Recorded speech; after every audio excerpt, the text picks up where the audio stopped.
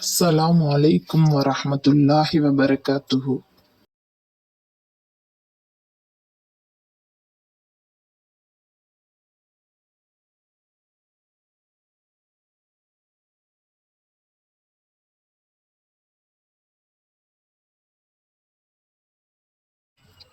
மேலும் அனாதை சிறுவர்களுக்கு நல்லொழுக்கம், கல்வி, தொழில் திறமைகளை கற்பித்து அவர்களை சோதித்து வாருங்கள்.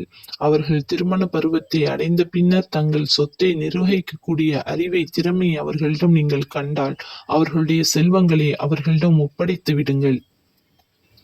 அவர்கள் பெரியவர்களாகி தங்கள் செல்வங்களை பெற்றுக்கொண்டு விடுவார்கள் என்ற எண்ணத்தின் மீது அவர்களுடைய செல்வங்களை அவசரமாகவும் அளவு கடந்தும் சாப்பிட்டு அழித்து விடாதீர்கள்.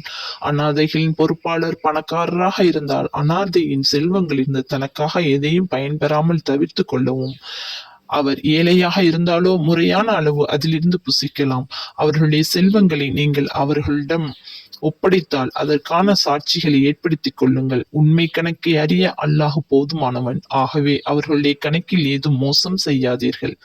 இறந்து போன தாயோ தந்தையோ உறவினரோ விட்டு போன பொருட்களில் அவை அதிகமாகவோ கொஞ்சமாகவோ இருந்த போதிலும் ஆண்களுக்கு பாகம் உண்டு. அவ்வாறே தாயோ தந்தையோ உறவினர்களோ விட்டு சென்ற பொருள்களில் அவை அதிகமாகவோ கொஞ்சமாகவோ இருந்த போதிலும் பெண்களுக்கும் பாகம் உண்டு. இது அல்லாஹ்வினால் ஏற்படுத்தப்பட்ட பாகமாகும்.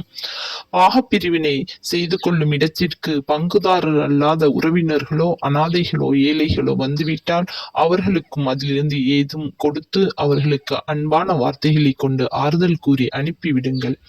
எவர்கள் தாங்கள் மரணித்தால் தங்களுக்கு பின் உள்ள பலவீனமான தமது சந்ததிகளுக்கு என்ன நிலைமை ஆகும் என்று பயப்படுகிறார்களோ அதுபோன்று அவர்கள் பிற உறவினர்களின் அனாதைகளின் விஷயத்திலும் பயந்து கொள்ளட்டும். அவர்கள் அல்லாஹ்வை அஞ்சிக் கொள்ளட்டும். மேலும் நேர்மையான வார்த்தையை சொல்லட்டும். எவர்கள் அனாதைகளின் பொருட்களை அநியாயமாக விழுங்குகிறார்களோ அவர்கள் தங்கள் வயிற்றில் நிச்சயமாக நெருப்பையே கூட்டிக் கொள்கிறார்கள். பின்னர் மறுமையில் கொழுந்து விட்டெரியும் நெருப்பில் புகுவார்கள்.